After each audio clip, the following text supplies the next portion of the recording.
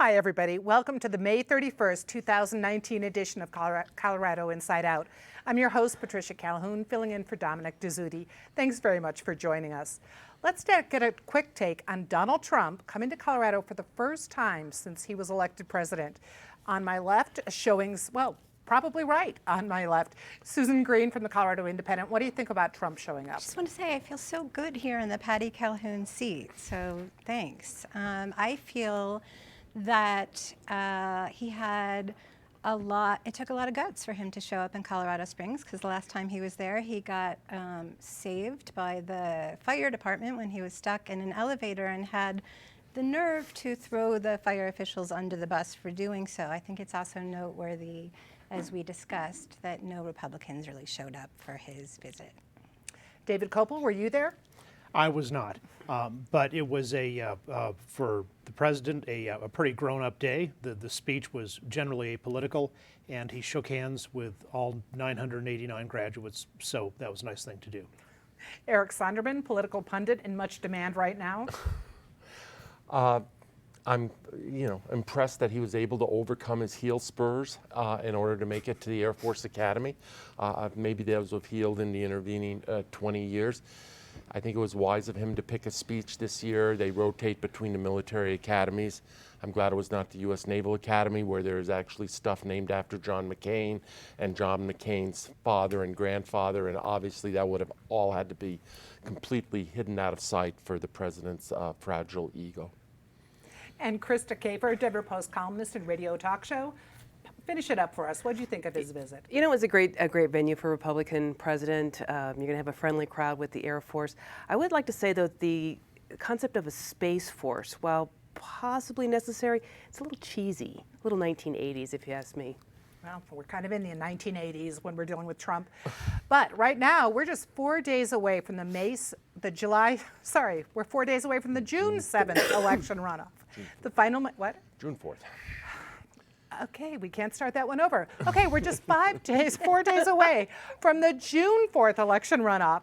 The final mayoral debate between Michael Hancock and Jamie Gillis brought up some familiar issues and some unfamiliar issues, including sex harassment and homelessness. We've only got 4 days. We were having a wild discussion of this race right before the cameras started rolling, which might account for why I'm a little hyped up here. Yeah. Susan, what do you think is going to happen? Wow. So what I think is going to happen is we're going to have several more pretty nasty, ugly days. I think part of what the viewers are seeing, and you being a little flustered, is that our phones are ringing and our texts are buzzing with all sorts of really mean and nasty, ugly, unverifiable rumors, I think mostly from the Hancock campaign, about either Jamie Gillis or people who support Jamie Gillis. And I've covered politics for about 30 years, and I've seen ugly, but I haven't seen ugly at this level in a city.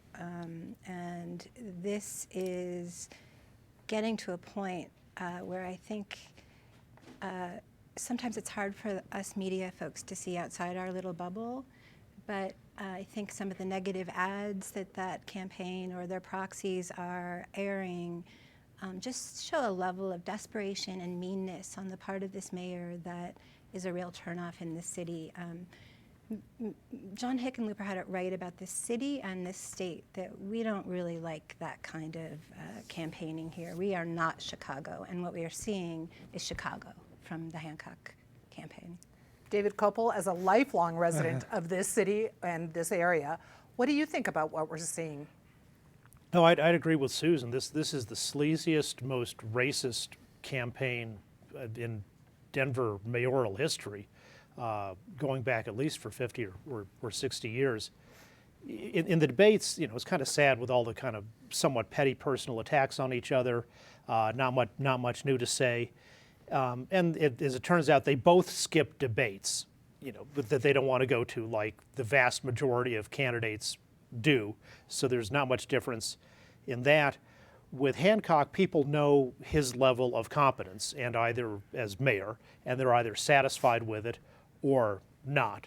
presumably the ones who travel through DIA or drive in the city might be on the less satisfied side. With Gillis, is she going to be a competent replacement? You don't really know, and she hasn't really solidly made the sale on convincing people that she would be, but I think some folks are going to be willing to take a chance, and the number who are willing to take that chance increases because of the really despicable nature of the last few weeks of the incumbent mayor's campaign. Eric, you've certainly watched your share of campaigns and commented on this one. Where do you think we're going in the next 4 days? It has certainly been scorched earth on the part of the Hancock campaign. I flash back to previous mayoral races, including a few that I was a part of. And yes, Federico Pena, way back in '83, dislodged an incumbent, but that was a campaign of inspiration, hope, generational change. It had an ethnic component, and the incumbent in that case didn't even make it to the runoff. In '95, I was a key consultant to Mary DeGroat. That was a rough campaign between Mary DeGroat and Wellington Webb, but there was never an allegation. There were plenty of allegations of ethical improprieties vis-a-vis Webb and his administration, but never anything about his personal conduct. There was never an inference about his personal conduct or any of that. And there was also there wasn't a sense in that race that there is now that somehow both of these candidates are wanting and the city's in bad shape if either of them got elected. And then Susan somewhat stole my thunder vis-a-vis, John Hickenlooper got elected mayor twice and governor of this state twice, and now is running around all kinds of parts of the U.S. And half of his appeal was his pledge never to run a negative ad. Well, Michael Hancock has proven himself to be the un-John Hickenlooper in that regard. It is not a mark of confidence for an incumbent mayor this close to an election not to be talking about a third term, not to be talking about vision, not to be talking about any of that, but just going scorched earth in ads that at least 3 TV stations have fact-checked very harshly. But, politics is politics, and it's not beanbag. And they figure for every person who watches a fact check that says the ad is not totally accurate, 100 people are just watching the ad and not the fact check. And they're just going to play the cards out to the finish line. Krista, ugliest campaign in recent memory? In recent memory. And, Denver is such a beautiful city. As a Denver native, I hate to see it become it's sort of sullied, to use an old-fashioned word, by this campaign. I mean, whether it's resurrecting old tweets, nasty allegations, it's disgusting. And I don't know if it's a question of the personalities involved or if it's the era that we're involved in. I mean, the last election, the presidential level was pretty ugly. Or could it be that there is a lack of unity within the Democratic Party? I think there are a lot of symptoms that need a cure. In fact, I don't want to see John Hickenlooper run for president. I want to see him run for mayor of Denver. Well, he could have gone for that 3rd term. All right, we're going to go around once more on this one. Let's have predictions. So at the 7 o'clock is the deadline on June 4th to vote. Don't mail it in now, but you can deliver it. You can go to a voting center if you don't have your ballot. Susan, at the end of the day, and let's assuming Denver elections counts a little faster, at the end of the day, who's going to be the new mayor and by what percentage? Wow. I may regret this. I always do. But I would say Gillis by 6 points. David? Similar. I'd say Gillis will win with 54%. Eric? I wouldn't lose any sleep for sure if Susan and David were right. I think that there are a lot of Denverites and a lot of voters generally go with the known instead of the unknown, even if the known is damaged goods. I think Hancock probably ekes it out. Just the throw weight of that campaign, the amount of money that they have raised, politics probably triumphs, unfortunately here.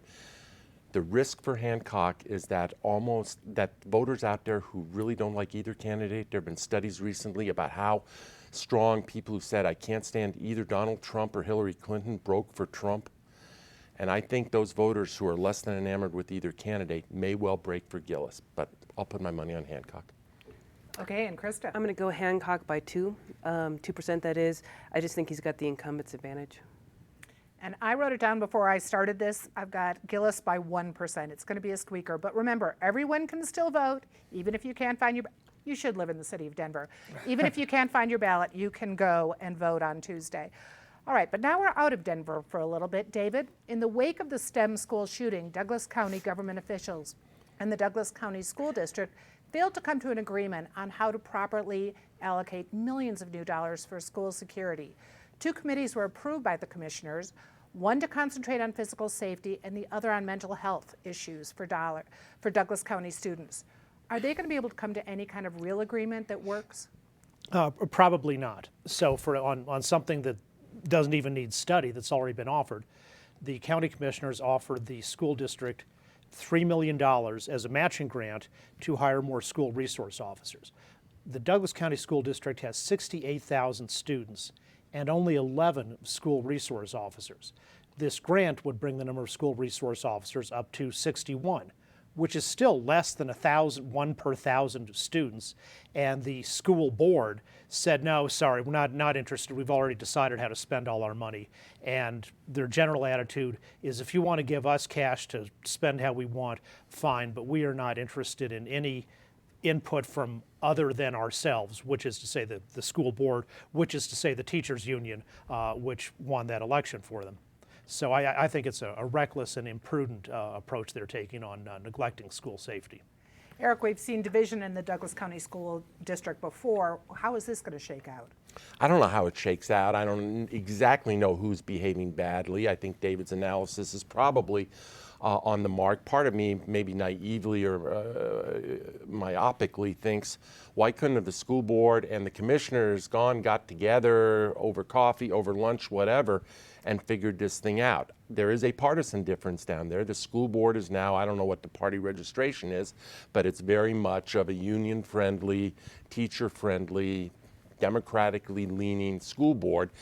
It's a very Republican county, and the county commissioners reflect that composition of the county.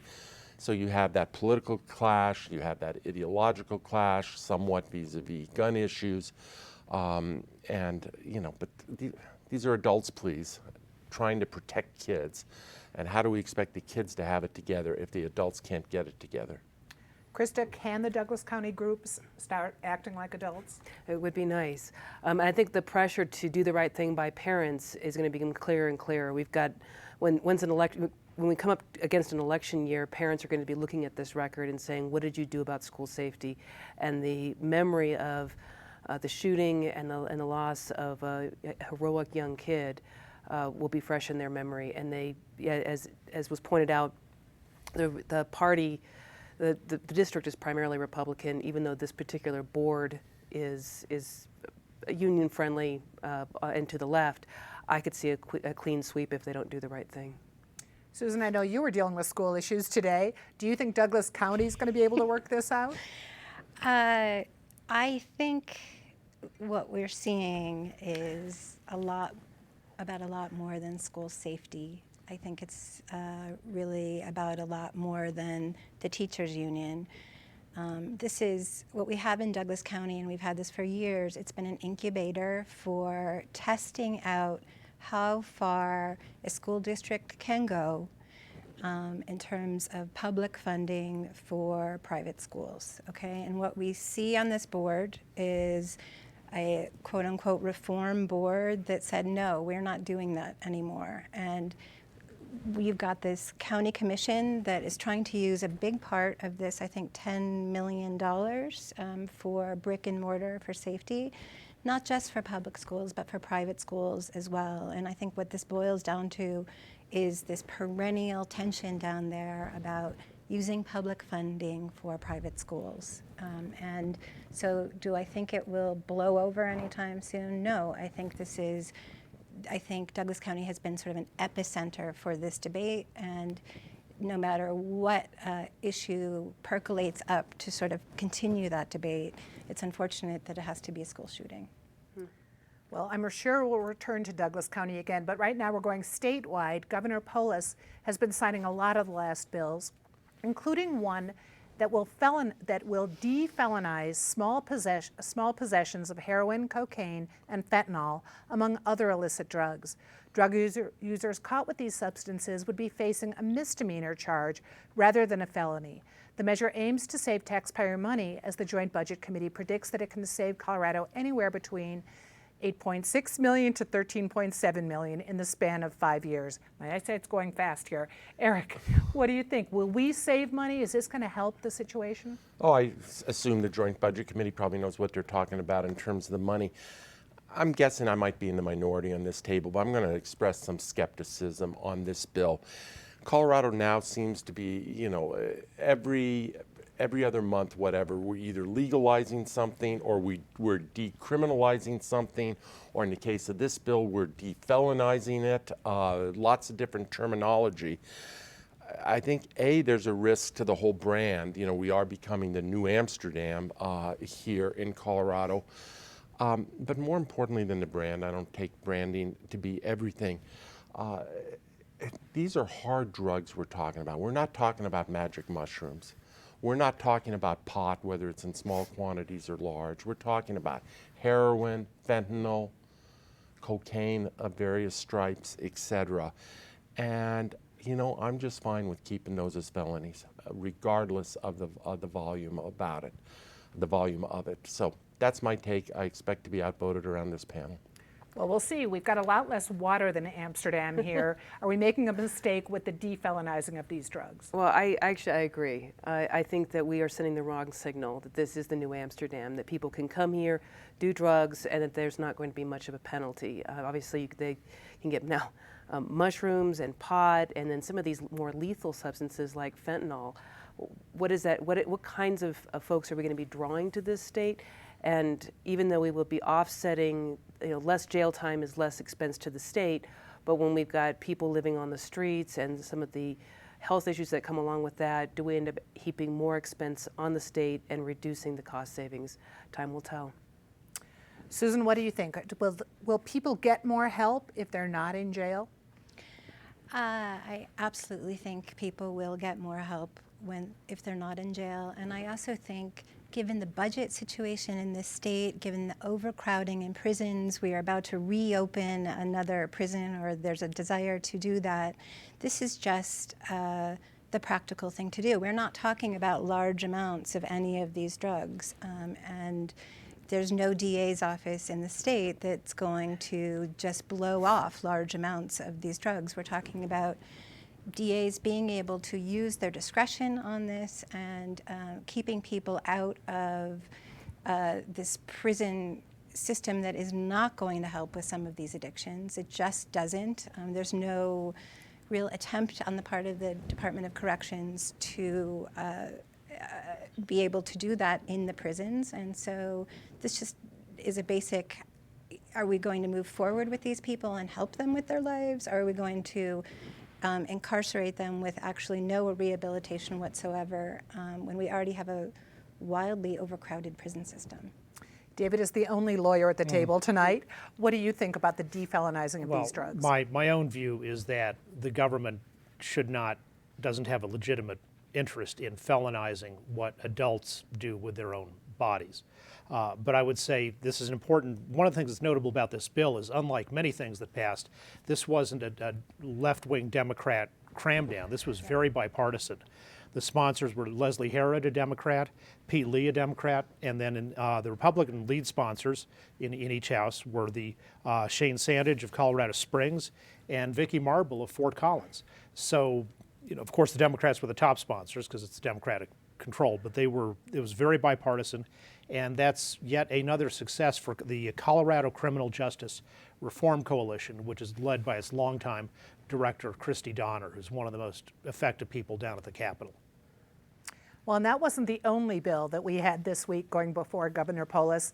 He signed a bill that will increase the number of locations in Colorado where undocumented residents can obtain a driver's license. The program began in 2014, and supporters say that it would make it easier for workers to drive to work and operate machinery. Meanwhile, the governor also signed House Bill 1134 that would prevent law enforcement officials from holding undocumented immigrants solely upon a request from ICE. Christo, what do you think is going to go on with these two bills now? Well, the first one I think is disconcerting. I can't think of any country in the world that makes it very easy for people to live and work there illegally. I think it's a shame that we're doing that here in Colorado. On the other hand, the second bill makes a lot of sense, given that holding people without, without having any kind of adjudication and due process is actually against the Bill of Rights. And so, if the police, if jails notify ICE while that person is in jail for whatever offense they've given, that's one thing. To hold them on a detainer after the fact is probably a violation of their rights. So I would say the second bill makes sense. Well, and of course, ICE came down on Colorado for that second bill. Susan, what do you see happening? Well, in the first bill, I want to say this was a bill very much supported by Republicans. And the truth is, in our economy in Colorado, where we have farms and ranches that very much rely on these immigrants to drive tractors and to drive trucks, this is actually a necessity. This is how we produce food in Colorado. So this is by no means some radical step taken by the governor. The second bill simply codifies what courts have already said, that that counties and states cannot do the work of the federal government. And what activists, civil rights activists, and immigrant rights activists have been very disappointed with is that the governor has not been willing to take it a step further in saying, no, the feds cannot deputize state law enforcers to go rounding people up. And Jared Polis, who really was long an advocate of undocumented immigrants, was unwilling his first year and first term in office to really make that move. And I think we'll be watching closely what he does next session on that issue. David, we're running short on time, but we want your input on this one. Well, as Susan said, the driver's license thing, which expands from 3 to 10 the number of places where illegal aliens can get state government driver's licenses, was certainly supported by agriculture and other business. And that's always been the situation. That's why the Republicans were the immigration non-restrictionist party in the 1880s, and the Democrats were the restrictionist party, because you expand the labor pool, you drive down labor costs.